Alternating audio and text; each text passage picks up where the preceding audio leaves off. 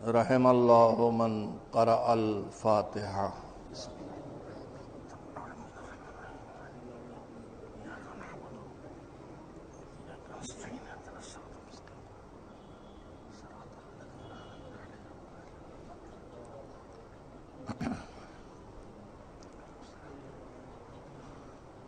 اعوذ باللہ من الشیطان اللعین الرجیم. بسم اللہ الرحمن الرحیم. الحمد للہ رب العالمین والعاقبۃ للمتقین والجنۃ للمؤمنین والنار للملحدین والمشرکین والکافرین والمنافقین. والصلاة والسلام علی سید الانبیاء والمرسلین سیدنا ونبینا وشفیعنا ابی القاسم محمد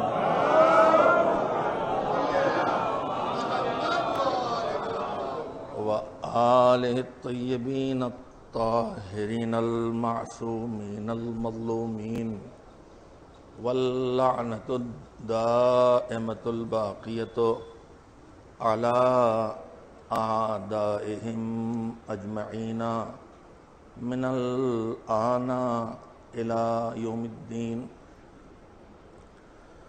اما بعد فقد قال اللہ سبحانہ وتعالی فی کتابہ المبین وهو اصدق الصادقین وقولہ الحق. بسم اللہ الرحمن الرحیم. یا ایہا الذین آمنوا اتقوا اللہ ولتنظر نفس ما قدمت لغد واتقوا اللہ ان اللہ خبیر بما تعملون. صلوات بھیجیں محمد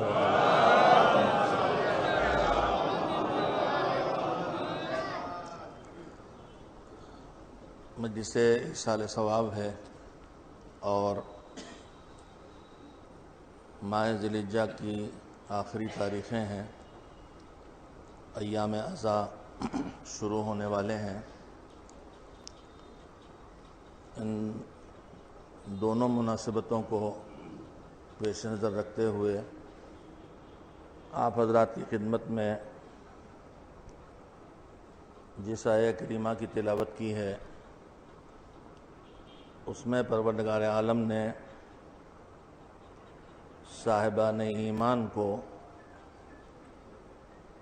دو بنیادی حکم دیے ہیں زندگی بسر کرنے کے طور طریقے سے متعلق، کہ ہمیں جو زندگی بسر کرنا ہے اس دنیا کی زندگی میں، جتنے دن بھی ہمیں یہاں دنیا میں گزارنا ہے جو ہمیں نہیں معلوم ہے، وہ زندگی جو دنیا کی زندگی ہے وہ کیسے بسر کی جائے. سورہ حشر کی 18ویں آیت ہے جس کی میں نے تلاوت کی ہے، جس میں آغاز گفتگو کا ہوتا ہے تو سارے انسانوں سے پروردگار کا خطاب نہیں ہوتا، صرف اور صرف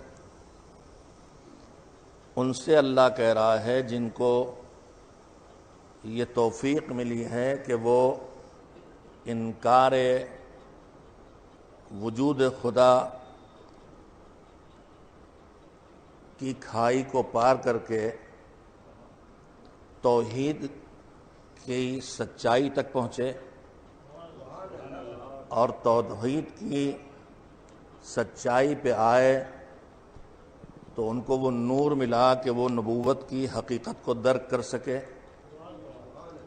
اور نبوت سے جب ہدایت ملی تو ان کے دلوں میں وہ گنجائش پیدا ہوئی اور دماغ اتنے کشادہ ہوئے کہ وہ امامت کا ادراک کر سکیں،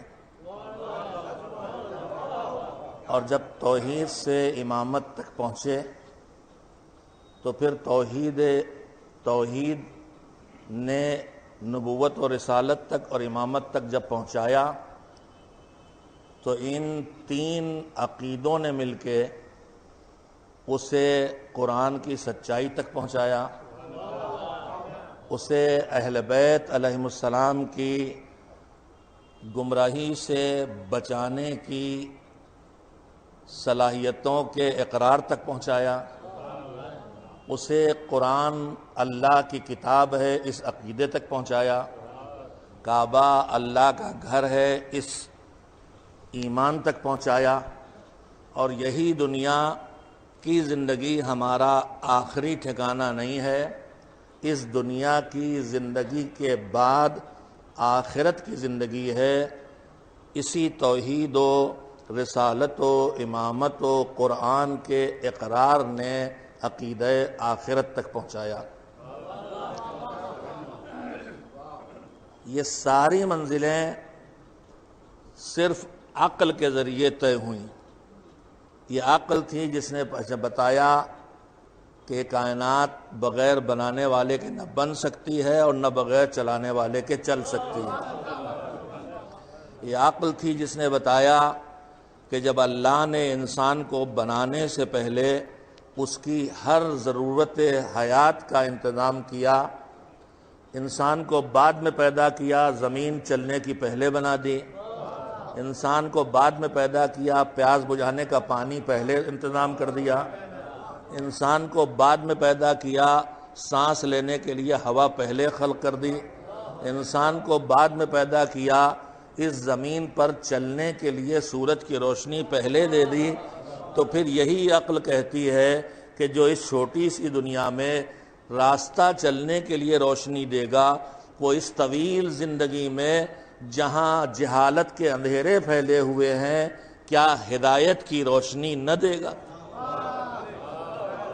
ساری ضرورتیں جو انسان کی ہیں، چاہے وہ کھانا پانی ہو، چاہے وہ غلہ اور راشن ہو، چاہے وہ ہوا اور سورج ہو، یہ ساری ضرورتیں جہاں ہیں، وہیں انسان کی ایک ضرورت اور ہے کہ جب وہ پیدا ہوتا ہے تو وہ بالکل خالی ہاتھ ہوتا ہے، اسے کچھ پتہ نہیں کہ جو زندگی ہمیں بسر کرنا ہے، اس زندگی میں ہمارے لیے کیا اچھا ہے، کیا برا ہے، کیا کرنا چاہیے، کیا نہیں کرنا چاہیے، کس راہ پہ جانا چاہیے، کس راہ پہ نہیں جانا چاہیے۔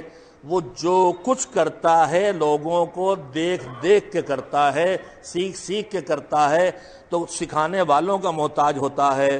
ماں سکھاتی ہے، باپ سکھاتا ہے، پڑوسی سکھاتے ہیں، بزرگ سکھاتے ہیں، لیکن اگر انہی کے حوالے کر دیا جائے تو پھر یہ کسی سکھانے والے کے محتاج ہوں گے، ان کے حوالے کیا جائے تو پھر کسی سکھانے والے کے محتاج ہوں گے۔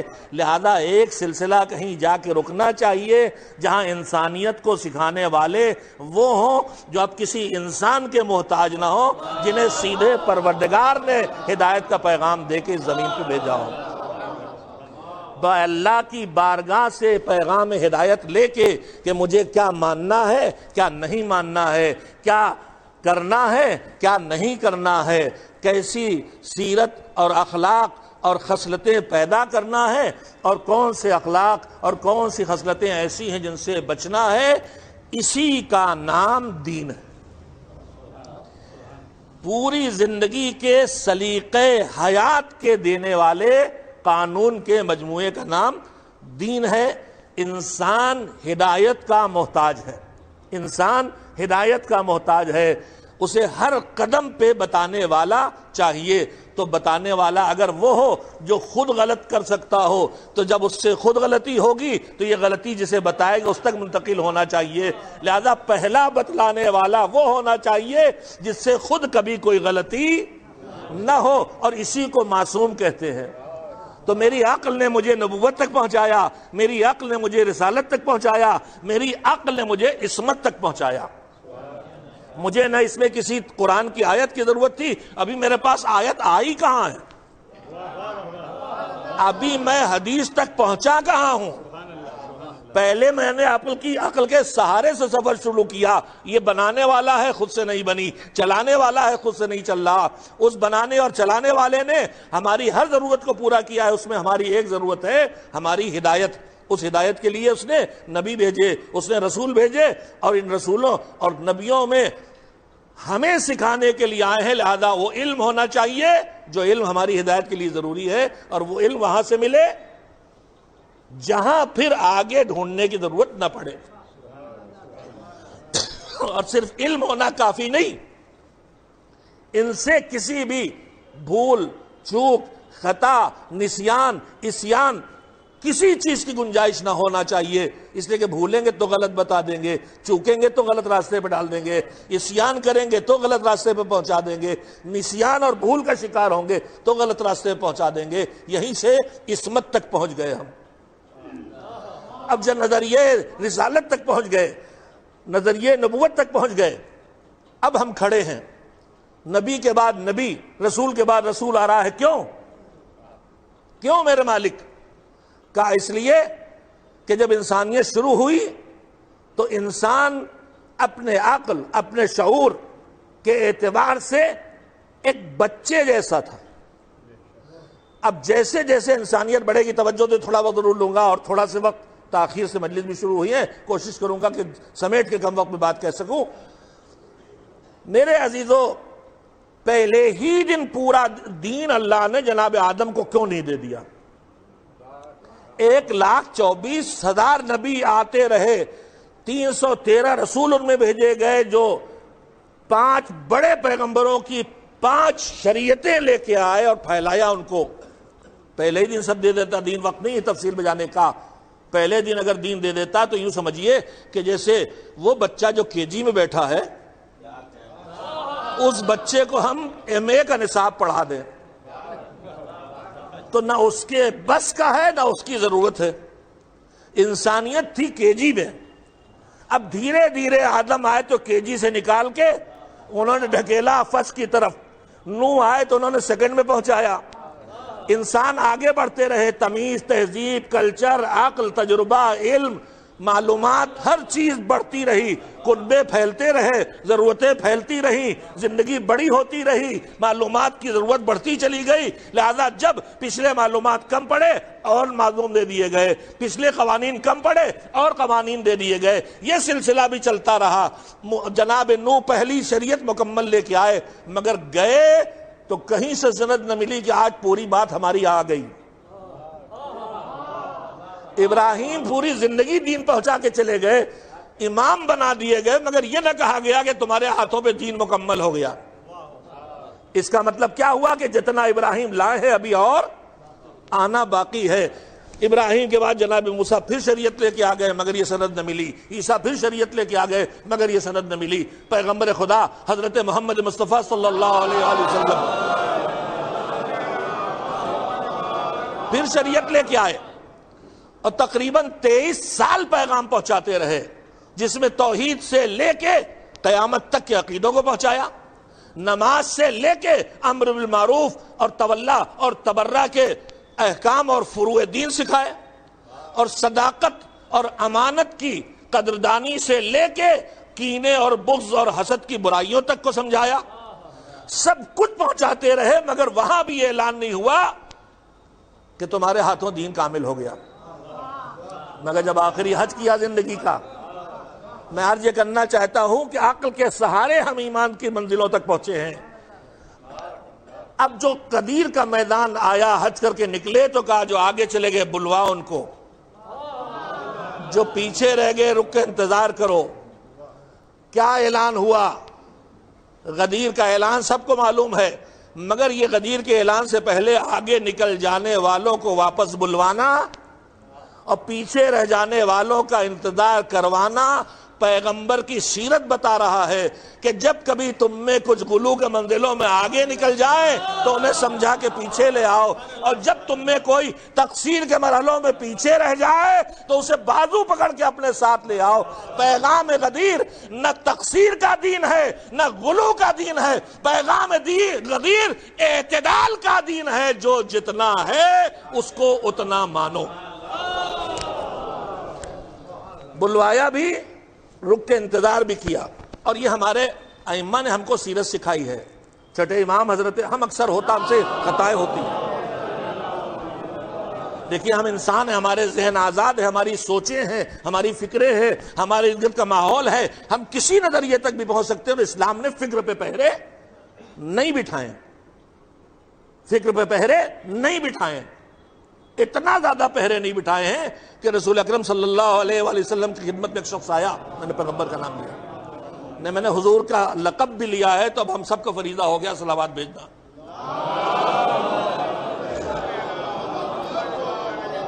اور اس نے آگے کہا کہ پیغمبر خدا میں تو ہلاک ہو گیا.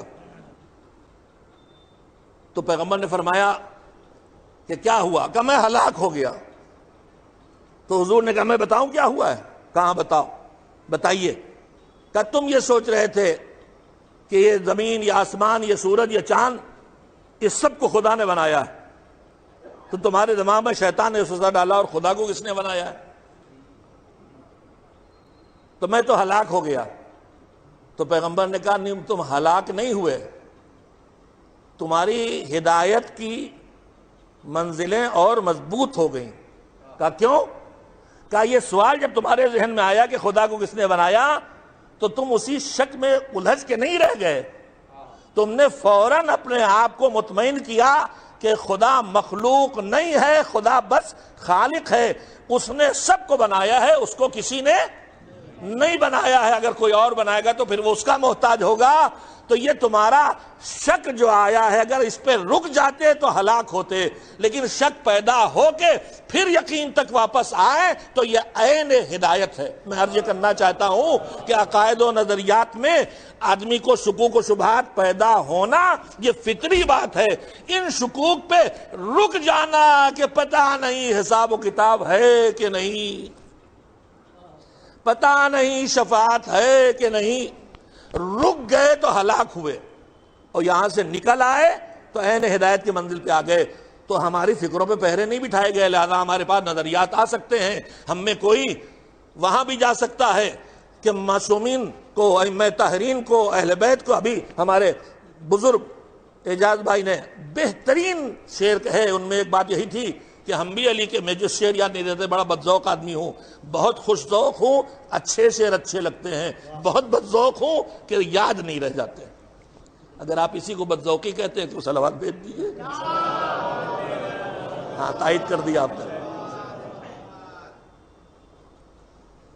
ہم خدا کو علی میں دیکھیں گے لیکن نصیری کو دور کر کے، یعنی کمالات پروردگار کے مظاہر یہ ہیں، مظہر کمالات خدا یہ ہیں. علم خدا کی جھلکیاں یہاں دکھائی دیں گی، قدرت خدا کی جھلکیاں یہاں دکھائی دیں گی، کرم خدا کی جھلکیاں یہاں دکھائی دیں گی، لیکن یہ بندے ہیں، خدا نہیں ہیں. بس یہاں پہ رکے ہیں اگر، تو یہ عین ایمان ہے. یا کوئی پیچھے چلا جاتا رہ جاتا ہے، صبح ہونے لگتا ہے اس کو علم غیب پہ بحثیں کرنے لگتا ہے، کہیں کہیں عصمت پہ بھی شبہ کرنے لگتا ہے کہ پیدائشی معصوم ہوتے ہیں، کہ جب ذمہ داری ملتی ہے تب معصوم ہوتے ہیں، وغیرہ وغیرہ. مجھے ان تفصیلات میں نہیں جاننا. تو یہ انسان ہے، فکر ہے، یہ آگے بھی نکل جائے گا، پیچھے بھی رہ جائے گا. مگر ایسے میں سیرت معصومین ہم سے کیا کہتی؟ میرے عزیزوں، یہ فطری چیز ہے جو ہمیشہ رہی قوم میں، اور علماء کے درمیان کتابوں میں علمی شکل میں ہمیشہ چلتی رہی. علمی گفتگو تھی، لیکن دشمن نے ہم کو آپس میں ٹکرا کے، لڑا کے، ایک دوسرے کا دشمن بنانے کے لیے اسے عوامی سطح پہ پہنچا دیا. اور اب آج ہماری شاعری میں، ہماری خطابت میں ہمارا بہت درد دل ہے جو آپ کی خدمت میں عرض کر رہا ہوں، اور امید ہے کہ آپ تک بات پہنچے گی. ہماری شاعری، ہماری خطابت، ہماری ذاکری، ہماری تحریریں، ہمارا سوشل میڈیا پر حاضری دینا، یہ سب ان بحثوں میں پڑھ کے ایک دوسرے کے خلاف محاذرائی کا ذریعہ بن گیا. ہم ایک دوسرے کے دشمن ہو گئے، ہم نے ایک دوسرے کا بائیکاٹ کر دیا، ہمارے رشتے ٹوٹنے لگے. ہم وہاں شادی نہیں کریں گے وہ مخصر ہے، ہم وہاں نہیں جائیں گے وہ غالی ہے. معصومین نے کی سیرت بتائی ہے. معصومین نے، یہ تو ان کے ہیں جب تک کہ یہ غالی ہو چاہے مقصر. شیعہ ہے، مومن ہے، نہیں ہے شیعہ، بہت اونچی کوالٹی کا نام ہے. محب اہل بیت ہے، تو پھر کچھ باتیں ہماری ان پر لازم ہو گئیں. میں محب اور ہوں شیعہ ہوں، آپ محب اور شیعہ ہیں، ہزار نظریے الگ، لیکن ایک دوسرے سے بول چال نہیں بند کر سکتے. 3 دن سے زیادہ بول چال بند کرے تو آگے اپنی عبادتیں اپنے گھر لے جاؤ، اللہ کیا نہیں آنے والی، نہ تمہاری نماز، نہ روزہ، نہ مناتم، نہ مجلس. مومن کا کینہ دل میں رکھ کے کوئی دعا قبول ہونے والی نہیں. وہ مومن میرے خیال میں چاہے کہ مقصر ہو چاہے غالی ہو، مومن جب تک مومن ہے اس کے حق ہے میرے اوپر. میں ان سے رشتے نہیں توڑ سکتا، میں ان سے سلام دعا نہیں، میں ان پر الزام نہیں لگا سکتا، میں ان کی توہین نہیں کر سکتا. توہین نہیں کر سکتا، تکفیر تو دور کی بات. لکھنؤ میں لفظ بولا ہے میں نے، اب تو سمجھا جائے. توہین یعنی اہانت کرنا، اور تکفیر یعنی کافر بنانا. ہمیں معصومین نے سکھایا ہے جو تمہارے ارد گرد ہیں وہ اگر دائرے محب اہل بیت سے باہر ہیں تو انہیں اپنے عمل سے اس دائرے محبت میں کھینچ کے لاؤ. ہمیں معصومین نے یہ نہیں کہا ہے کہ جو اندر ہے انہیں باہر ڈھکیلو. انہوں نے کہا ہے کہ جو ہم تک نہیں پہنچے، میں اشاروں میں جو روایات ہے انہی کو کہہ رہا ہوں، وہ اشاعر، وہ قبائل، وہ مسلمان جو اہل بیت کے دامن سے وابستہ نہیں، فرمایا ان کو تحفے دو، ان کے جنازوں میں جاؤ، ان کی جماعتوں میں جاؤ، ان کے مریض کی عیادت کو جاؤ، ان کے جنازوں میں شرکت کرو. اس کے بعد اس ہدایت کے بعد فرمایا جروا الینا کل مودہ، ایسے زندگی بسر کرو کہ جو ہماری محبت تک نہیں پہنچے وہ ہماری محبت کے حلقے میں آ جائیں. اور جو اندر ہیں اگر وہ تمہاری نگاہ میں بگڑے ہیں، کمتر ہیں، تو ان کے لیے کیا سلوک ہے. میں وہ ضروری باتیں آپ کی خدمت میں عرض کر رہا ہوں جو کم عرض کی جاتی. اس وقت دشمن ہمیں توڑ کے بگاڑ کے لڑا رہا ہے. جب تک ہم مومن ہیں، چاہے آپ کے خیال میں ہم وہابی مومن ہیں، گلابی وہابی کا لقب ہمیں بہت پہلے مل چکا ہے، البتہ وہ بھی گلاب مرجھا چکا ہے. میرے عزیزو، ہم جب تک یا تو ایک دائرہ ایمان سے ایک دوسرے خارج کر دیں کہ مومن نہیں ہے، تو اللہ، رسول، امام کوئی یہ ہم سے نہیں کہتا. اندر لانے کے لیے بتا سکھایا، باہر نکالنے کے لیے نہیں. چھٹے امام حضرت جعفر صادق علیہ السلام کے پاس ایک شخص، کچھ لوگ بیٹھے تھے، امام کے چاہنے والے، ماننے والے، پہچاننے والے، معرفت والے. انہوں نے کچھ اور لوگوں کا ذکر شروع کیا، وہ بھی محبین اہل بیت میں تھے، لیکن ان کے لیے بات ہوئی تو وہ ان کی کوالٹی معرفت امام میں ان کی جیسی نہیں تھی.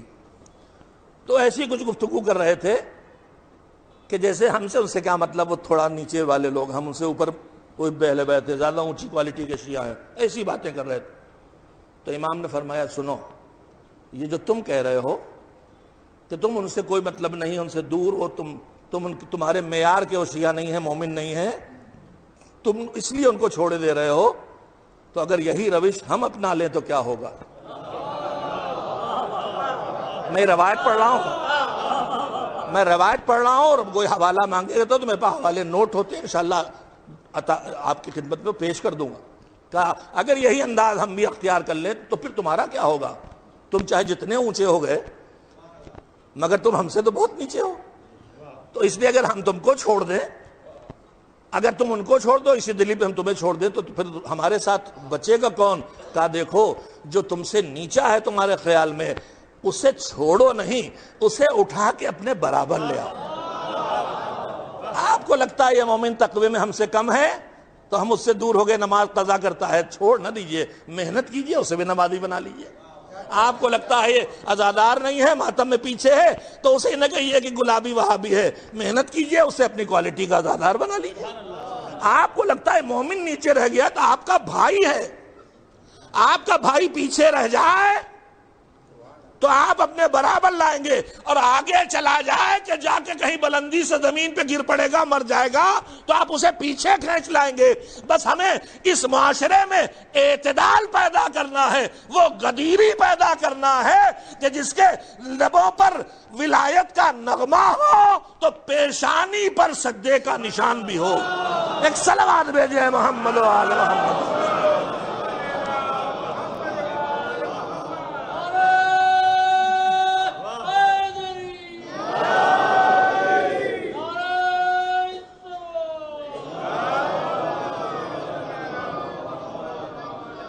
ہماری کوشش یہ ہونا چاہیے کہ وہ مومن تیار ہو کہ ہر مومن کی پیشانی پہ سجدے کا نشان دکھائی دے اور سینے سے ذرا گریبان ہٹے تو ماتم کا نشان دکھائی دے.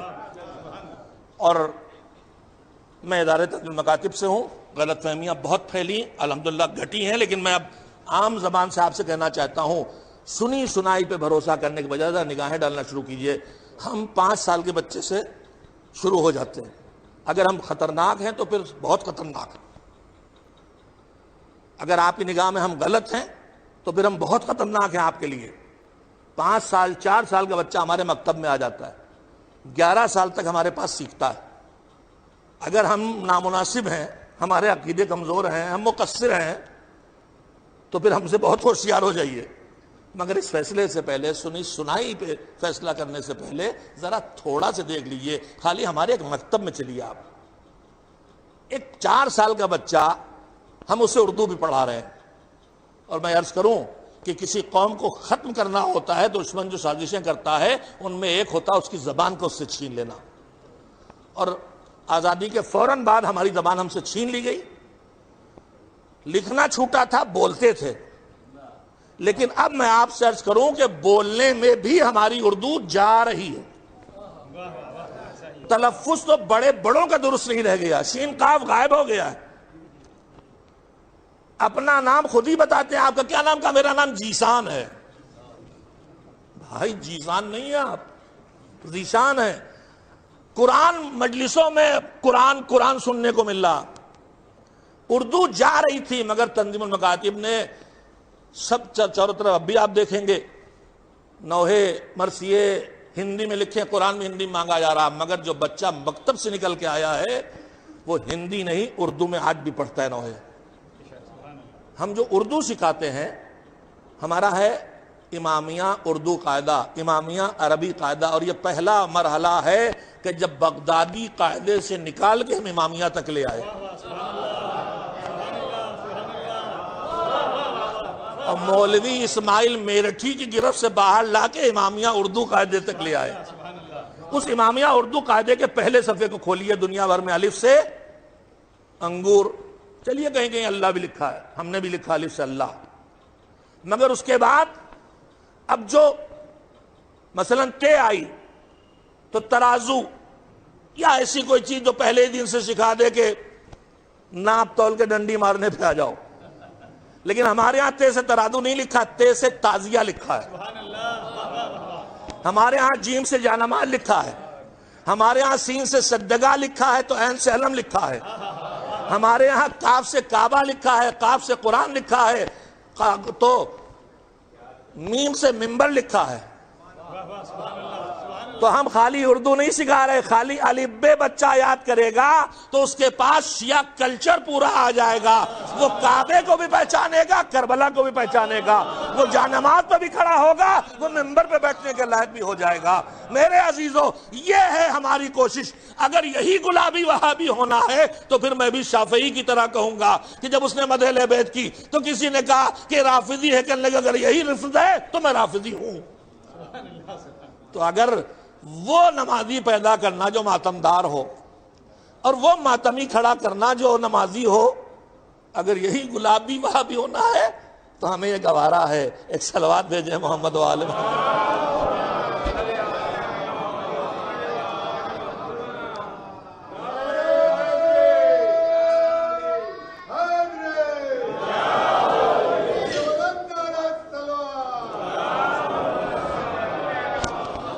میں نے بات جہاں سے شروع کی تھی کہ دین کے سیڑھیاں جب میں نے چڑھنا شروع کی تو اکیلی عقل میرے ساتھ تھی. مجھے عقل لے کے آئی اللہ تک، اللہ سے نبیوں تک، رسولوں تک، اور رسول نے ہمیں رسالت کے عقیدے نے ہمیں پہنچایا امامت تک. کیسے؟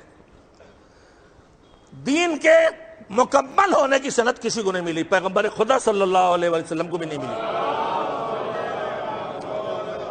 لیکن جب غدیر کے میدان میں اونٹوں کے پالانوں کو ایک دوسرے پر رکھ کے ممبر جیسی چیز بنائی گئی. یہ میں نے ممبر جیسی چیز بنائی گئی کیوں کہا ہے؟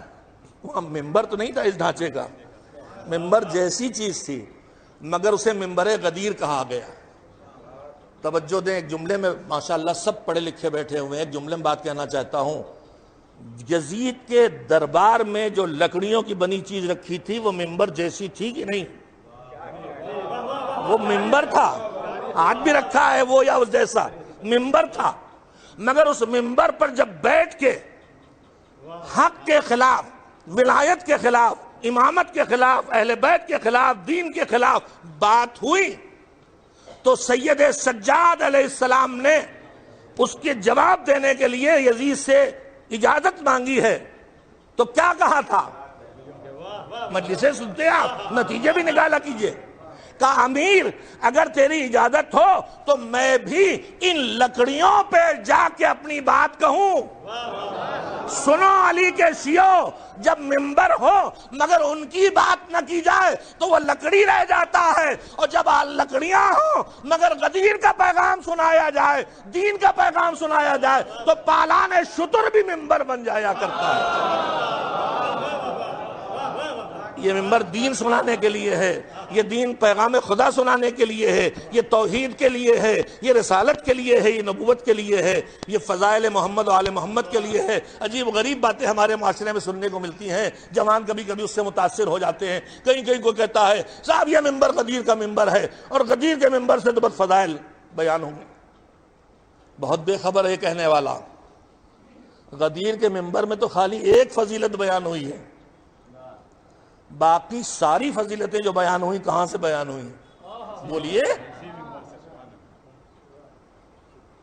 جتنی حسین منی وانا من حسین، علی مع الحق والحق مع علی، اور ہزاروں ارشاد پیغمبر، یہ سب کس منبر سے بیان ہوئے؟ بولیے۔ غدیر کے منبر میں یہ 10 سال کے مدینے کی زندگی میں مسجد النبی کے منبر سے، تو یہ بڑی بے خبری ہے کہ کہیں کہ مسجد کا منبر احکام کے لیے اور غدیر کا منبر فضائل کے لیے۔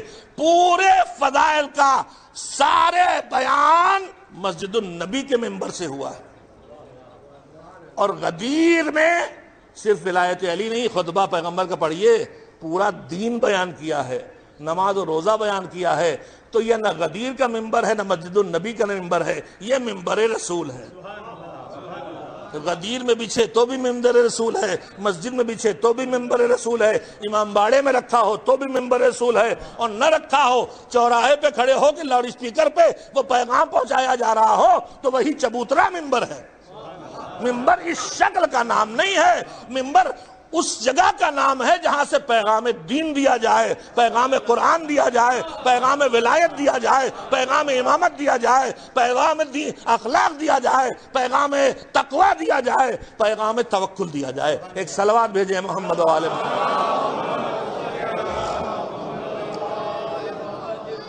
غدیر میں آئے، ولایت کا اعلان ہوا، اور پیغمبر جھجک رہے ہیں، ابھی غدیر گزری ہم سب سن چکے ہیں۔ اتنا خطرناک ماحول ہے کہ پیغمبر جھجک رہے ہیں۔ اللہ نے کہا بس اب گنجائش نہیں، اب جو ہم نے تم کو پہنچایا وہ پہنچا دو، اور ان سے نہ ڈرو۔ اللہ نے ضمانت لی ان سے نہ ڈرو، واللہ یعصمک من الناس۔ اب یہاں ناس کا ترجمہ لکھنؤ والے خود کر لیں۔ یہ جو کنجر ہیں ان سے نہ ڈرو، یہ تمہارا کچھ نہیں بگاڑ پائیں گے۔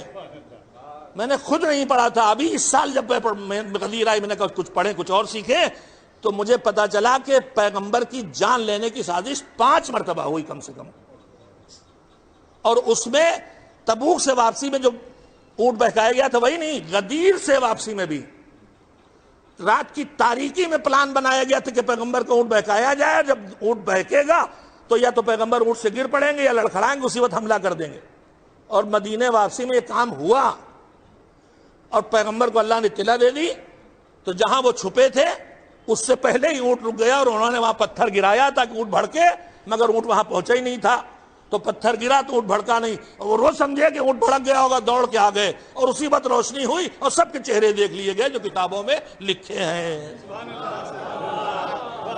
ایک صلوات بھیجیں محمد و آل محمد۔ ایک انسانی صفت یہ بھی ہے جس کے لیے ایک محاورہ ہے، چور کی داڑھی میں تنکا۔ ہمارا نام تو نہیں لیا تھا. بس اتنا کافی، اس سے بڑی دلیل کیا چاہیے؟ اور بیچارے کیا اقرار کریں، اور بیچارے کیا اقرار کریں. تو یہ سب ہوا، اعلان ہو گیا، اعلان ہو گیا ولایت کا.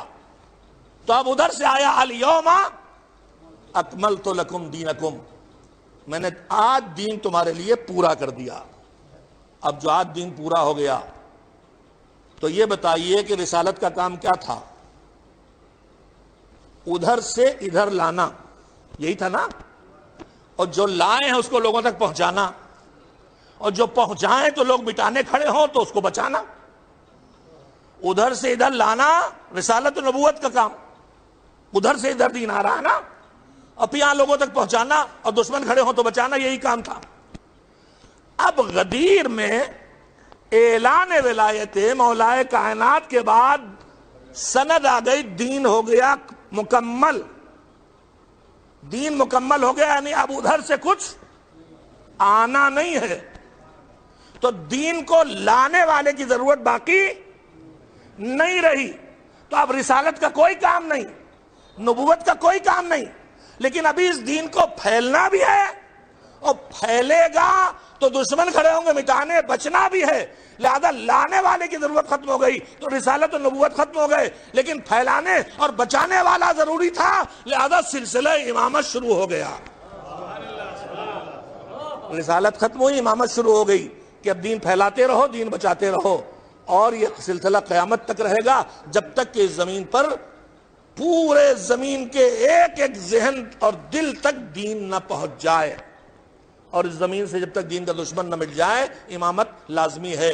میں نے یہ گزارش اس لیے کی کہ میرے جوان دماغوں میں محفوظ کریں کہ امامت کے ثبوت پر ہم حدیثیں پیش کریں تو انکار کر دے گا یہ تو تمہارے انہی نے کہی ہے جن کو ہم انہی کو تو ماننا ہے ہمیں، اگرچہ قرآن مجید موجود ہے ہمارے پاس، اور حدیثوں میں بھی پیغمبر کے ارشادات جو ہمارے خود برادران اہل اسلام کی کتابوں موجود کثیر مقدار میں. لیکن میں عرض یہ کرنا چاہتا ہوں کہ اصول دین کو انسان پہلے عقل کے ذریعے پہنچتا ہے. تو ہماری عقل نے ہم کو توحید سے قیامت تک کے عقیدے تک پہنچایا تو ہم ہو گئے مومن.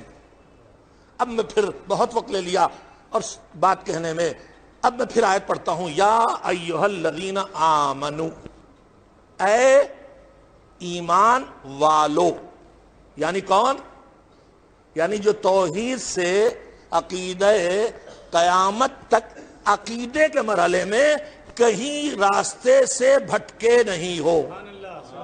یعنی وہ جو خالی زبان سے اقرار نہیں کر رہے ہو، دل و دماغ کی گہرائیوں میں تمہارے یہ عقیدے بیٹھے ہیں، یہ ہوا مومن.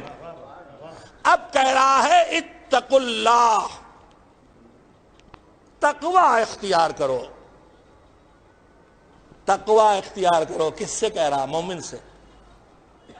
اب جو ہم نے کہا اللہ مومن سے کہہ رہا ہے تو ہم نے ایک بار پھر پریشانی ہماری کھڑی ہو گئی. پوری دنیا میں قرآن ہاتھوں میں ہے، اور جس ہاتھ میں قرآن وہ کہہ رہا ہم مومن، ہم مومن. یہ جو گلے کاٹ رہے ہیں وہ بھی کہہ رہے ہیں ہم مومن ہیں، اور ہماری ایمان کا تقاضا ہے جو ہم گلے کاٹ رہے ہیں. اور جو گلے کٹوا کے شہید ہو رہے ہیں وہ کہہ رہے ہیں ہم مومن ہیں اور ہم شہید ہو رہے ہیں، ایمان پر قربانی دے رہے ہیں. جو عزاداروں کے جسموں کو بموں سے اڑا رہے ہیں، آپ کے علم میں کم ہوگی یہ بات. دشمن ہر وقت کہیں نہ کہیں پلان کر کے پیچھے پڑا رہتا ہے. سعودیہ میں، بحرین میں، یمن میں، عراق میں، لبنان میں، سیریا میں. عام طور پر مسلمان جو محب اہل بیت ہیں، اور بالخصوص شیعہ اثنا عشری، دہائیوں سے ایک کے بعد ایک ملک میں ان کو مٹانے کی کوشش جاری ہے. ابھی آغا زکزکی کو آزاد کیا گیا، لیکن نیا کیس چلا کے پھر قید خانے میں ڈالنے کے لیے. اور آپ دیکھ رہے ہیں ان کے ملک میں مسلسل شہادتیں جاری ہیں. کم میڈیا میں آ رہی، بالکل الیکٹرانک میڈیا پہ نہیں آتی، سوشل میڈیا پہ تھوڑی خبریں آتی ہیں عربی فارسی میں. اس وقت پورا دشمن بالکل جنگ خندق کی طرح افغانستان میں پھان پڑا ہے، اور وہ سوچ رہا ہے کہ سلیمانی نہیں، اب جو جی چاہے کر لو. انہیں پتہ نہیں کہ ایک سلیمانی جاتا ہے تو ہزاروں سلیمانی پیدا ہوتے ہیں. یہ کربلا والے ہیں. اس وقت افغانستان میں طالبان اور القاعدہ کے ہاتھوں شیعوں کا قتل عام جاری ہے. امام باڑے، مسجدیں توڑی جا رہی ہیں، بستیاں اجاڑی جا رہی ہیں. ہمیں خبر نہیں ہے، ہمیں ان پر احتجاج کرنا چاہیے۔ تو یہ سلسلہ ایک چلتے ہی رہتا ہے، لیکن جو مسجدوں کو اڑا رہے ہیں، جو قرآن رکھے ہیں انہیں جلا رہے ہیں، وہ بھی کہہ رہے ہیں مسلمان، مومن ہم ہیں۔ تو میرے مالک یہ بھی کہہ رہے ہیں مومن، وہ بھی کہہ رہے ہیں مومن، تو ہم کیسے سمجھے مومن کون؟ تو مالک نے کہا ہے کہ جب تمہارے درمیان کسی مسئلے پہ اختلاف پیدا ہو تو اس مسئلے کو پیغمبر کے پاس لے جاؤ، ان سے حل کراؤ، تبھی تمہارے دل مطمئن ہوں گے۔ ہم گئے حضور کے پاس، حضور نے کہا ہم یہ فیصلہ پہلے ہی کر چکے، مومن کون ہے ہم بتا چکے۔ کہاں حضور؟ کیا تمہیں یاد نہیں؟ ہم نے اپنے علی سے کہا تھا کہ یا علی حبک ایمان و بغضک کفر و نفاق۔ ہم نے پہلے ہی کہہ دیا تھا علی تمہاری محبت ایمان ہے، تم سے بغض اور کینہ اور دشمنی یا کفر ہے یا نفاق ہے۔ ایک لمحے رک کے ایک چھوٹی بات سن لے، دل نہیں مانتا بغیر سنائے، جیسے اعجاز بھائی شعر کہہ لے تو فوراً سناتے ہیں۔ ان کی سلامتی کے لیے ایک صلوات بھیجیں محمد علیہ۔ یہ شاعر تو بیچارے بدنام ہو گئے ہیں کہ سناتے ہیں، چائے پلا پلا کے سناتے ہیں، مگر یہ ہر آرٹسٹ کی کمزوری ہے کہ اس کے پاس کچھ آئے گا تو دوسروں تک پہنچائے گا، اور یہ بیماری نہیں ہے، خوبی ہے کہ کنجوس نہیں ہے۔ جو نہ کھائے نہ کھلائے میرا جیسا، نہ شعر کہنے پائے نہ سنائے، اس کو لعین کہتے ہیں۔ جو خود کہہ کے رکھ لے وہ بخیل ہوگا، جو دوسروں تک پہنچائے وہی سخی ہوگا۔ اور علماء میں بھی یہی ہے کہ علم چھپا کے رکھو، بلکہ کہیں کہیں علم چھپا کے رکھنے پہ لعنتیں بھی کی گئی ہیں کہ جب تمہارے دین میں ایجادات ہونے لگے، نئی نئی چیزیں شامل کی جانے لگے، بنام دین میں وہ شامل کیا جائے جو دین نہ ہو، جسے بدعت کہتے ہیں، تو جب بدعتیں ہونے لگے اور اس وقت جو جانکار ہیں وہ چپ رہے، جو اہل علم ہے وہ چپ رہے، تو اللہ کہتا ہے ان پر لعنت اللہ کی۔ تو چپ رہنا کبھی کبھی بولنا واجب ہو جاتا ہے، چپ رہنا حرام ہو جاتا ہے۔ تو سب دعوے دار ایمان کا یا علی حبک ایمان و بغضک کفر و نفاق، تم سے محبت ایمان، تم سے دشمنی کینہ کفر یا نفاق۔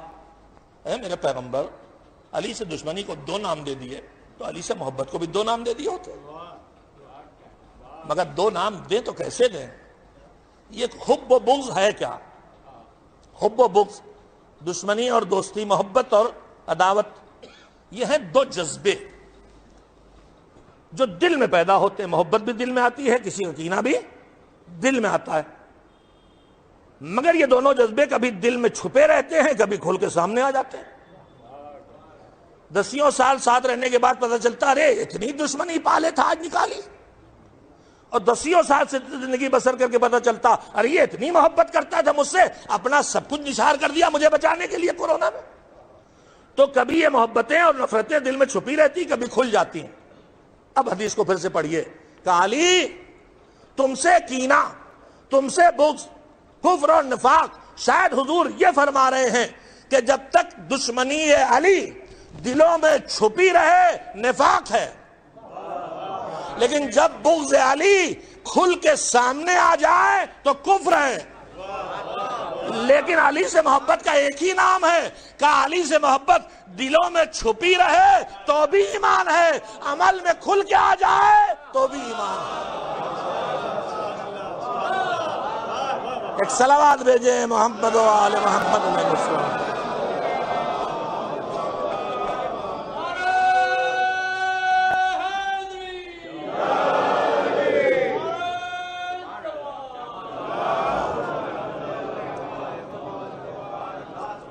اب پیغمبر سے ہم نے پوچھا تو انہوں نے کہا ایمان والے یعنی علی والے۔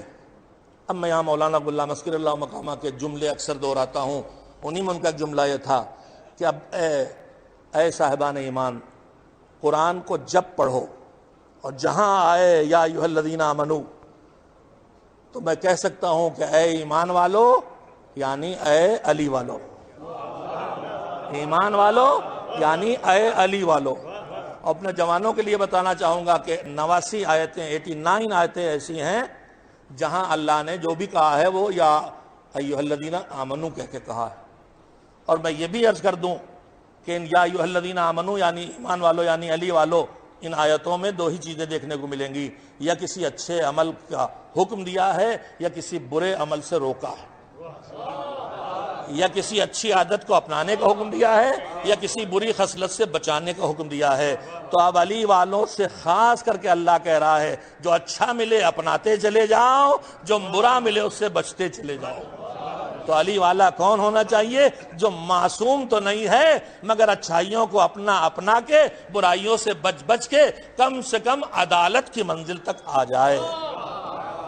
یہی حکم اس آیت میں ہے، یا ایھا الذین آمنوا اتقوا اللہ۔ تقویٰ ہے اللہ کا ڈر، ہم ترجمہ کرتے ہیں، مگر ڈر اللہ کا کیوں؟ ہم آپ جو ڈرتے تو کس سے ڈرتے ہیں؟ محلے کے بدماش سے ڈرتے ہیں، بد زبان سے ڈرتے ہیں، جھگڑالو سے ڈرتے ہیں، سانپ بچھو سے ڈرتے ہیں، بجلی کے تار سے ڈرتے ہیں۔ تو یہ سارے ڈر ہیں کیوں ہیں؟ ان سے مجھے غزن نقصان پہنچ سکتا ہے۔ تو آدمی کسی سے ڈرتا ہے تو اس لیے کہ اس سے نقصان پہنچے گا، وہ ظلم کرے گا، وہ کاٹ لے گا، وہ جلا دے گا، وہ جیل پہنچا دے گا۔ اللہ سے ڈر، کیا اللہ ہمیں نقصان پہنچائے گا؟ کیا وہ ہمارے اوپر ظلم کرے گا؟ وہ تو رحمان و رحیم ہے، وہ فضل والا ہے۔ تو پھر اللہ کا ڈر نہیں۔ معصومین نے بتایا تقویٰ اللہ کا ڈر نہیں ہے، تقویٰ اپنے گناہوں پر اللہ سے عذاب کا ڈر ہے۔ مگر یہ ڈر بھی کچھ معمولی نہیں ہے۔ ڈر کرتا کیا ہے؟ ڈر کرتا یہ ہے کہ جس چیز سے ڈرے اس سے بچاتا ہے۔ ہم بچھو سے ڈرتے ہیں تو ادھر بچھو تو ہم ادھر، چھپکلی سے بہت بچے ڈرتے ہیں، چھپکلی ادھر تو میری نواسی ادھر۔ میں نے سچائی بتا دی۔ جو نہیں ڈرتے تو گرگٹ ادھر تو میرا پوتا ادھر۔ تو جو ڈرے گا اس سے، جو نہیں ڈرے گا اس طرف جائے گا، جو ڈرے گا اس سے پیچھے ہٹے گا۔ ہے ڈر کا قانون کہ نہیں؟ ڈر یہی کرتا ہے کہ جس سے ڈرے گا اس سے دور کرے گا۔ بہت سمجھدار مجمع میرے سامنے اور بہت قدردان۔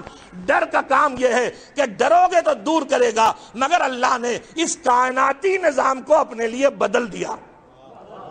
دنیا میں کسی سے ڈرو گے تو دور لے جائے گا، مگر خوف خدا پیدا ہوگا تو قربت پیدا کرے گا۔ جتنا خوف خدا پیدا ہوگا اتنی قربت پیدا کرے گا۔ خوف خدا آئے گا تو قربت الہی آئے گی، خوف خدا بڑھے گا تو قربت الہی بڑھے گی۔ اللہ کہتا ہے دنیا میں زندگی نہیں، ضرورت نہیں پانی کی، میں ضرورت ہو پی لوں گا میں۔ ہمارے مولانا ایسے پانی پلا رہے ہیں جیسے کہا جاتا ہے نا پانی پی پی کے کوسنا، تو میں کوس چھوڑ رہا ہوں بھائی کہ آپ پانی مجھے پلا رہے ہیں۔ ایک صلوات بھیجے محمد والا۔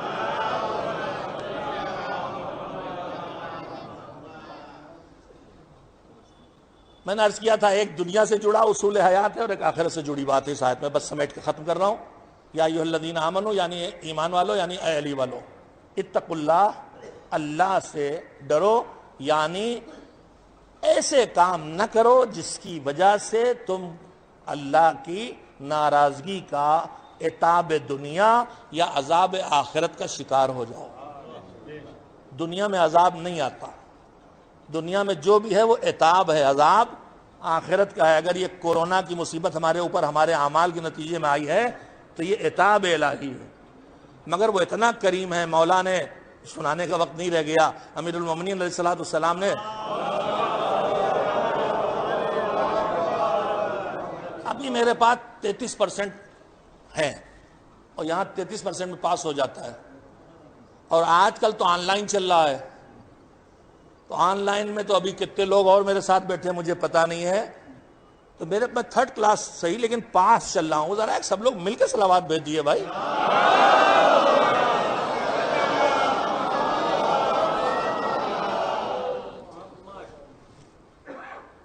مولا نے گناہگاروں کی قسمیں بتائی ہیں کہ کچھ گنہگار ایسے ہیں جن کا سزا پانا یقینی ہے گناہوں پر، اور وہ ہیں کہ جن کے ذمے مخلوق خدا کا حق باقی ہو۔ کسی کا قرضہ نہیں دیا، کسی کی جائیداد پہ قبضہ کر لیا، کسی کی توہین کی، کہا ان کو تو سزا ملے گی، وہ معاف نہیں ہو سکتے۔ دوسرے فرمایا کہ وہ ہیں کہ جن کے بارے میں ہو سکتا ہے معاف ہو جائیں اور ہو سکتا ہے معاف نہ ہو، وہ گناہ ہیں جو اللہ کی ذات سے جڑے ہیں اور اس پر آدمی توبہ بھی کر رہا ہے۔ اب کسی توبہ کرنے والے کو یقین تو ہے نہیں کہ میری توبہ قبول ہو گئی۔ توبہ کرنے والے سے ہمیشہ کہا گیا ہے کہ امید اور مایوسی دونوں ساتھ چلیں، ڈر اور امید اور خوف دونوں ساتھ چلیں، خوف اور رجا ساتھ چلیں۔ ہمیشہ امید بھی لگائے رہو کہ اللہ معاف کر دے گا، ہمیشہ ڈرے رہو کہ شاید معاف نہ کیا ہو۔ تیسری قسم کرم پروردگار دیکھیے کہاں کہاں ہے، کہاں مولا کہتے ہیں کہ تیسری قسم وہ ہے کہ جس پر گناہ کا معاف ہو جانا یقینی، سزا منع ملنا یقینی۔ لوگوں نے پوچھا مولا وہ کیا ہے؟ کہا وہ گناہ ہے کہ جس پر اللہ اسی دنیا میں کوئی سزا دے دے، وہ کریم ہے، ایک غلطی کی سزا 2 بار دینے والا نہیں ہے۔ اگر کبھی ٹھوکر لگ جائے تو شکر خدا کرو کہ لگتا ہے میں نے کسی کا دل دکھایا تھا، آخرت میں سزا ملتی، اللہ نے یہ سر کو ٹکرا کے آخرت کی سزا سے بچا لی۔ عزیزو، یہ ہے دین اور یہ ہے اس کی رحمت۔ اتقوا اللہ، ایسے زندگی بسر کرو دنیا میں کہ اللہ کے عذاب سے خود کو بچا کے رکھو، رتاب سے خود کو بچا کے رکھو، اور وہ کم سے کم اتنا ہے کہ اس طرح جیا جائے کہ نہ کوئی واجب چھوٹے اور نہ کوئی حرام ہو۔ یہ ہے دنیا کی زندگی کے اصول، اور یہی دنیا کی زندگی آخرت کی بسانے، آخرت کا کوئی الگ میدان نہیں ہے، یہی آخرت بھی بسانا ہے، یہی دنیا گھر بھی بنانا، یہی آخرت کا بھی۔ یہاں دنیا میں بھی اے سی لگانا ہے، وہاں قبر میں بھی اے سی لگانا ہے۔ یہاں دنیا میں بھی مزیدار کھانے کھانا ہے، وہاں کوثر اور تسنیم اور سیب اور جو جس کو پسند ہو، ملی آباد کے آم جنت میں کھانا ہے۔ تو ولایت علی پہ مرنا پڑے گا، اس سے کم میں کام نہیں چلے گا۔ اب ولایت علی پہ آؤ گے تو ولایت علی تمہاری گردن پکڑ کے مالک کی بارگاہ میں سجدے میں ڈھکیل دے گی۔ ہم علی کی شجاعت کے بڑے تذکرے کرتے ہیں، سب زیادہ ہمیں بہادری ان کی پسند آتی ہے، وہی بتاتے ہیں، مگر میں ایک بات کہوں آپ سے، ہم اپنی پسند سے پسند دیکھتے ہیں، ان کی پسند یہ نہیں۔ علی میدان جنگ کے مجاہد ہے، ان سے بڑا کوئی نہیں، انہوں نے جتنے دشمن دین مارے کسی نے نہیں مارے، مگر یہ علی کی ڈیوٹی تھی، ان کا فریضہ تھا۔ ایک چیز ہوتا ہے فریضہ، ایک ہوتا ہے شوق۔ نوکری ہم کرتے ہیں، جو بھی فریضہ ہمارا وہاں کریں گے، شوق الگ ہے، کبوتر، پتنگ، شاعری۔ اب کچھ کا شوق یہ بھی ہو گیا کہ خالی ادھر کی ادھر لگاؤ لڑاؤ، کچھ کا شوق لڑانا، کچھ کا ملانا، کچھ کا شوق دلوں کو توڑنا، کچھ کا شوق دلوں کو جوڑنا، سب شوق ہی شوق ہیں۔ تو شوق الگ چیز ہے، ڈیوٹی الگ چیز ہے۔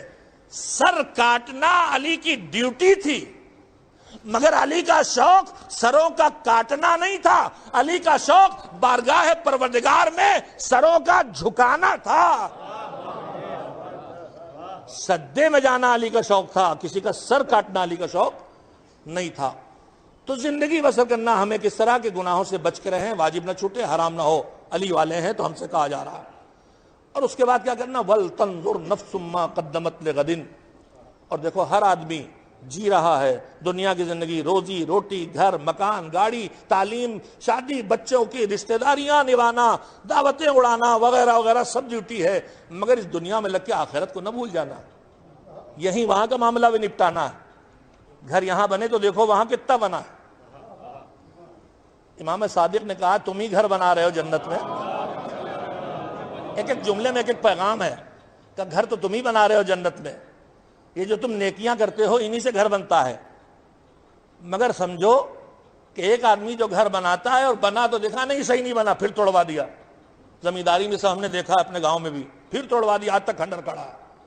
تو امام نے فرمایا کہ جو گھر بنے اور توڑا جائے وہ کبھی بن کے تیار نہیں ہوتا، لیکن جو بنے دھیرے دھیرے سے ہی بنے۔ ہم سب بناتے ہیں، ایک بار زمین خریدی، ایک مرتبہ بنیاد بھری، ایک بار دیواریں کھڑی کی، ایک بار چھت ڈالی، یہی کرتے ہیں نا، تو برسوں لگ جاتے ہیں کام۔ اگر جو بنے اور توڑا نہ جائے تو کسی نہ کسی دن بن کے تیار ہو جائے گا۔ مولا وہ تو سمجھ گئے، مگر آپ کہہ کیا رہے؟ فرمایا سنو، اگر نیکیاں کرتے رہو لیکن گناہ کر کر کے ان نیکیوں کو ضائع کرتے رہو تو تمہارا محل کبھی جنت میں نہ کھڑا ہو سکے گا، لیکن اگر تم نیکیاں تھوڑی بھی کرتے رہے اور گناہ سے خود کو بچاتے رہے تو تمہارا گھر جنت میں ایک دن ضرور بن جائے گا۔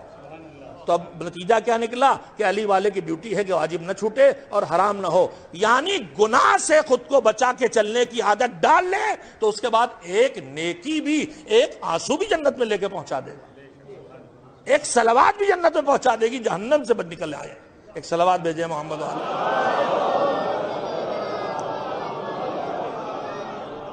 لہٰذا دنیا میں زندگی بسر کرو تو یہ بھی دیکھتے رہو، وَلْتَنْظُرْ نَفْسٌ مَّا قَدَّمَتْ لِغَدٍ۔ ہر آدمی یہ دیکھتا رہے کہ اس نے کل کے لیے بھیجا کیا ہے۔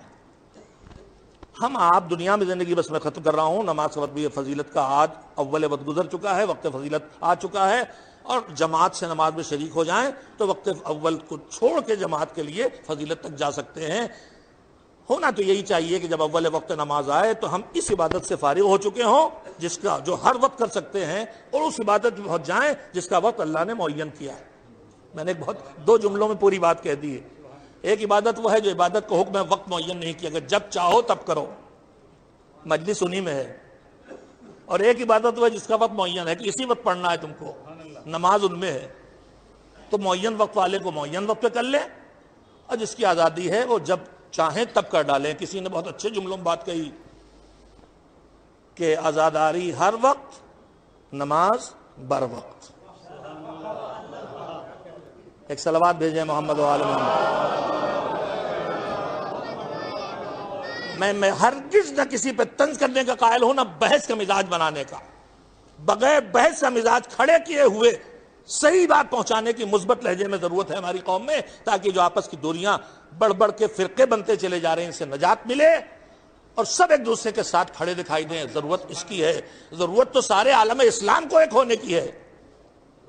ضرورت تو سارے عالم انسانیت کو ظالموں کے خلاف کھڑے ہونے کی ہے.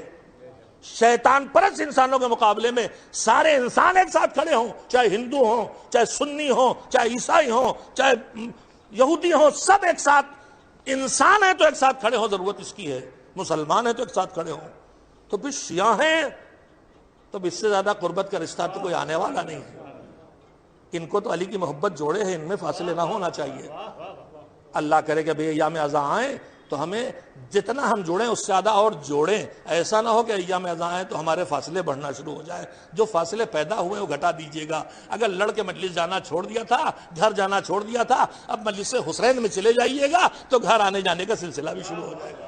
حسین آئیں گے تو جوڑ کے جانا جائیں, حسین تمہیں توڑ کے جانا پسند نہیں کریں گے. نام حسین پہ ایک دوسرے سے بڑا گھٹاؤ, فاصلوں کو بڑھاؤ نہیں. میں بات ختم کروں تو دنیا میں دیکھتے رہو کل کے لیے بھیجا کیا ہے. اس دنیا میں جب ہمیں فکر ہوتی ہے اس دنیا کی زندگی بسر کرنے کی, تو ہم نے 100 کمائے تو 10 روکے, 200 کمائے 20 روکے. ہم نے کہا کیوں بچا رہے ہیں, کل بھی تو ملیں گے 200. کہا تھوڑے تھوڑے جمع کر لیں, کہیں کوئی آفت آ جائے, بیمار ہو جائیں, بچوں کو پڑھانا ہے, شادی کرنا ہے, 10 مسائل ہیں, اس کے لیے روک رہے ہیں. تو جب ہم آنے والے کل کی فکر ہوتی ہے تو ہم کیا کرتے ہیں, جو مل جائے اسے روکتے ہیں, ہے کہ نہیں؟ اور اللہ کہہ رہا ہے یہ دیکھو کہ کل کے لیے بھیجا کیا ہے. تو ہمارے پاس جو دنیا والا کل ہے اس میں وہ کام آتا ہے جو روکا جائے, لیکن اللہ کہہ رہا ہے کہ آخرت کا کل وہ ہے جس میں وہ کام آئے گا جو بھیجا جائے.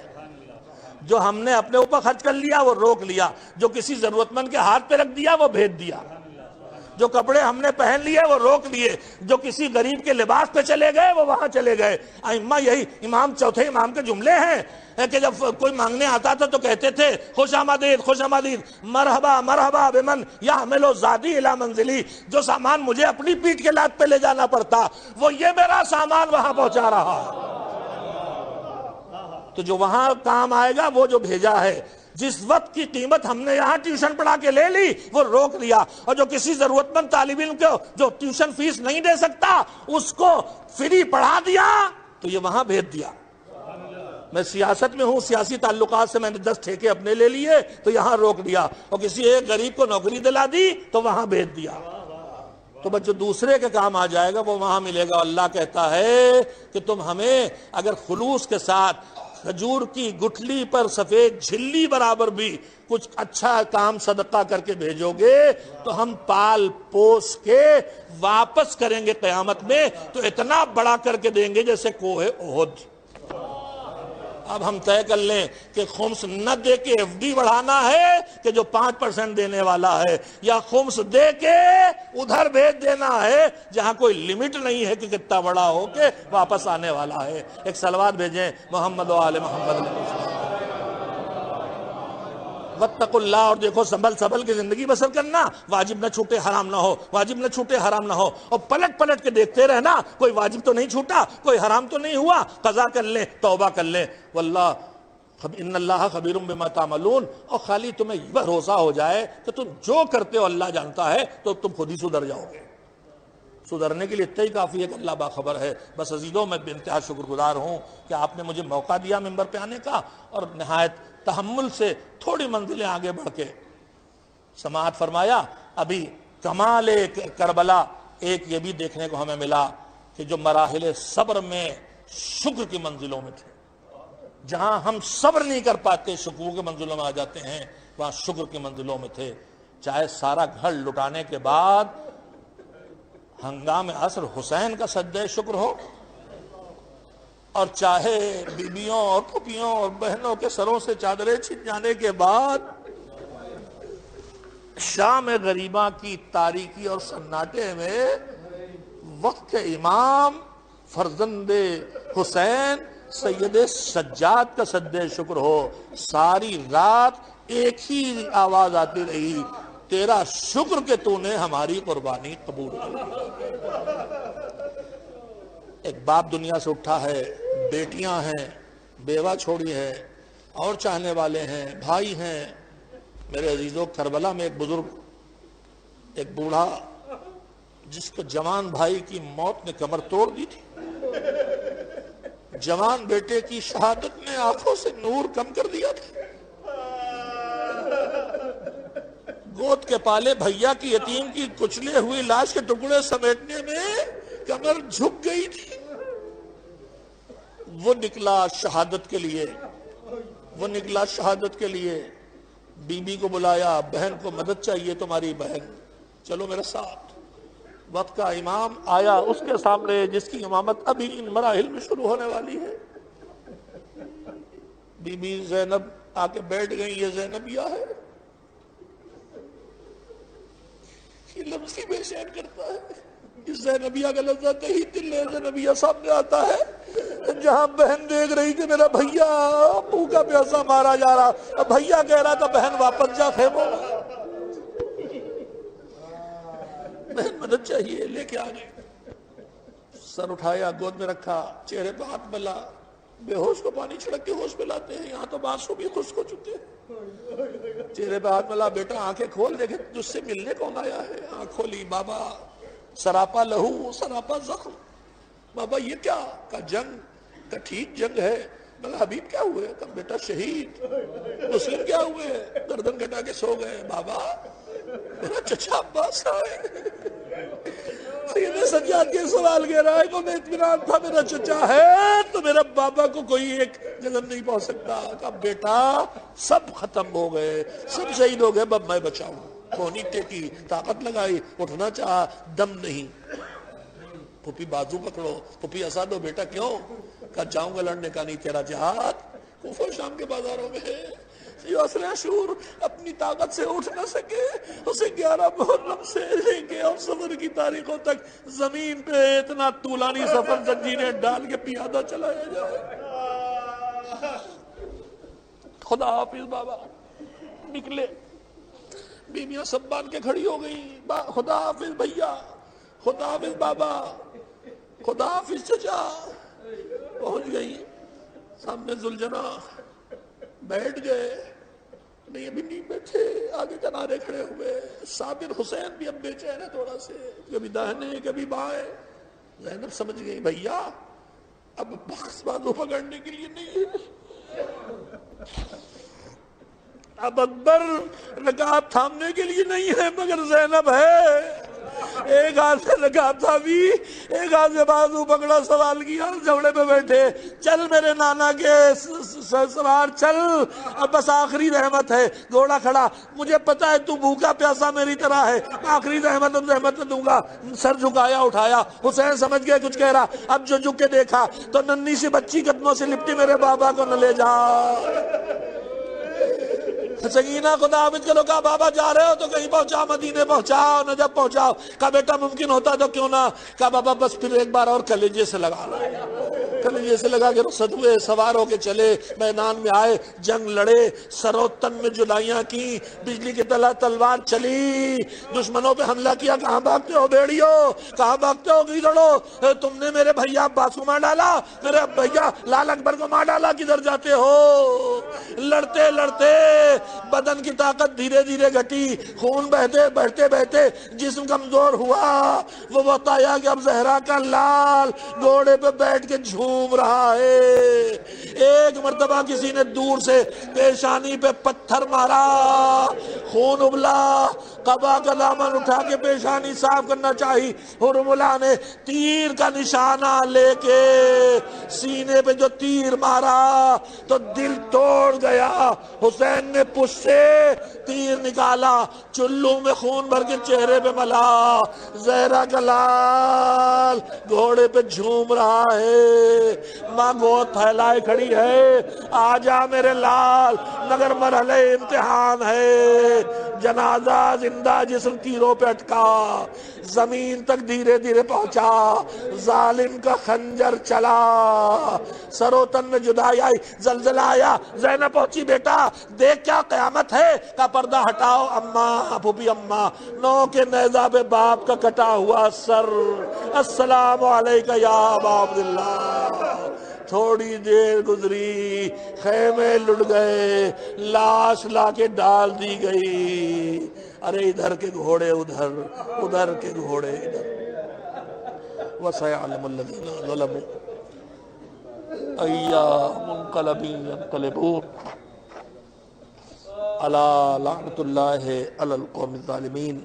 پروردگارہ ہماری اس عزاداری کو اپنی عبادت قرار دے اور اسے قبول فرما، اس مجلس عزا سے جو بھی ہمیں اجر و ثواب ملا ہے مالک، ہم اسے معصومین کی خدمت میں ہدیہ کرتے ہیں، اس سے جو مزید اجر و ثواب حاصل ہو اسے مرحوم کی روح تک پہنچا دے جن کی ترحیم کی مجلس ہے۔ معبود زمین کے اندر جتنے چلے گئے سب محتاج ہیں، معبود ان کی مغفرت فرما، بالخصوص جس کی مجلس اعزا ہے ان کی مغفرت فرما، ان پر اپنی رحمت نازل فرما، ہم سب کو، اس مرحوم کو، سارے مرحومین کو شفاعت محمد و آل محمد پانے کے لائق بنا دے، محشر میں حضرت زہرا ہم سے اتنی راضی ہوں کہ جہنم سے ہمیں نکال لائے۔ پروردگار محمد و آل محمد کے طفیل میں جو تم نے ہمیں دلوں میں نرمیاں دی ہیں، ہمیں اچھی باتوں کو قبول کر کے اس پر عمل کرنے کی توفیق عنایت فرما، ہمیں گناہوں سے بچنے کی فکر عنایت فرما، ہماری تھوڑی نیکیوں کو ساری کمیوں کے باوجود قبول فرما لے، جو بیمار ہیں انہیں شفا دے، ہم سب بیمار ہیں، جسم نہ ہو تو روح بیمار ہے، ہمارے دل و دماغ کو کینوں سے، بدگمانیوں سے پاک فرما، باراللہ ہمارے دلوں میں دوسرے کے لیے محبت اور رحمت عنایت فرما، ہمارے دلوں کو کینوں سے پاک کر دے، حسد سے پاک کر دے، ہماری زبانوں کو غیبت سے اور اہانت مومن سے پاک کر دے، ہماری ذہنوں کو معاشرے کے درمیان انتشار پھیلانے والی سازشوں سے پاک کر دے۔ پروردگار ہمیں اپنے گھر کی زیارت کے ساتھ ساتھ عتبات عالیات کی زیارت کا شرف عنایت فرما، جو دشمن ان عتبات کے پیچھے پڑے ہیں ان کے نام و نشان کو مٹانے کے لیے ان کو نیست و نابود کر دے، جو تیرے بندے علی کے غلام، علی کی کنیزیں زینبیہ سے لے کے کاظمین و سامرہ اور کربلا اور نجف تک کی حفاظت ریگستانوں میں جانیں دے دے کے کر رہے ہیں، معبود ان مجاہدین کی حفاظت فرما، جو شہید ہو گئے ان کے گھروں کی سرپرستی فرما، جو دین کی خدمت عصر غیبت میں کر رہے ہیں